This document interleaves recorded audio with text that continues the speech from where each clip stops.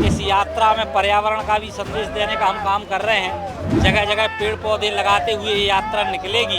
जाते जाते ये कांवड़ यात्रा बहुत विशाल कांवड़ यात्रा होने वाली है। मंदिरों का, उन जगहों का विकास भी एक योजना रहेगी सर। इसके बाद नर्मदा मैया का जल लेकर हजारों कांवड़ यात्री एक साथ चल रहे हैं। 14 करोड़ से ज़्यादा पर्यटक मध्य प्रदेश की धरती पर धार्मिक पर्यटन, इसमें धार्मिक पर्यटक सबसे ज़्यादा है।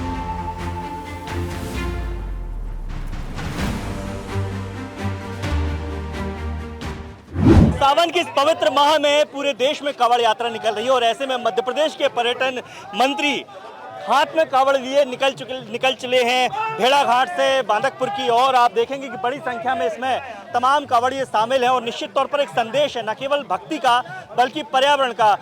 पर्यटन मंत्री धर्मेंद्र जी हमारे साथ है इस समय। सर, निश्चित तौर पर एक भक्ति का माहौल तो चल ही रहा है, लेकिन ये उद्देश्य किस तरह से हम देखें इस कांवड़ यात्रा का? आज कांवड़ यात्रा का मूल उद्देश्य ये है कि आज हम हम सब आध्यात्मिक शक्ति से सराबोर हों, ईश्वर से जुड़ें और इस दृष्टि से आज नर्मदा मैया का जल लेकर हजारों कांवड़ यात्री एक साथ चल रहे हैं। और जो 121 किलोमीटर दूर जाकर 5 दिन की ये यात्रा है, 121 किलोमीटर दूर जाकर भगवान भोलेनाथ, जागेश्वर नाथ, बांदकपुर धाम में जलाभिषेक करने वाले हैं।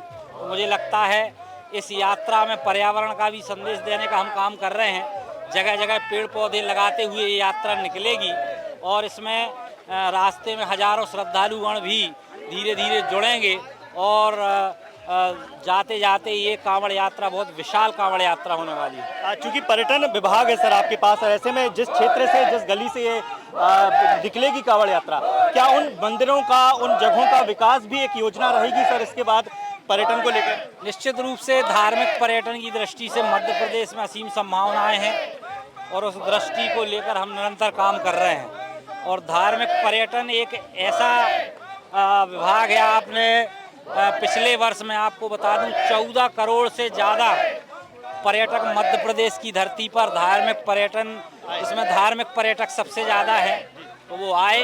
और मुझे लगता है कि धार्मिक पर्यटन की असीम संभावनाएं मध्य प्रदेश में दिखाई देती हैं। उस दृष्टि से सरकार निरंतर प्रयास भी कर रही है। डॉक्टर मोहन यादव जी की सरकार में, आपके धर्मेंद्र भैया की सरकार में हम लोग निरंतर अच्छे काम कर रहे हैं। तो निश्चित तौर पर ये जो यात्रा न केवल शिव भक्ति को लेकर है बल्कि पर्यावरण का संदेश देगी और आने वाले भविष्य में पर्यटन के विकास और धार्मिक पर्यटन के विकास पर लगातार जोर दिया जाएगा। कैमरामैन रविंद्र के साथ दुर्गेश कुमार, विस्तार न्यूज।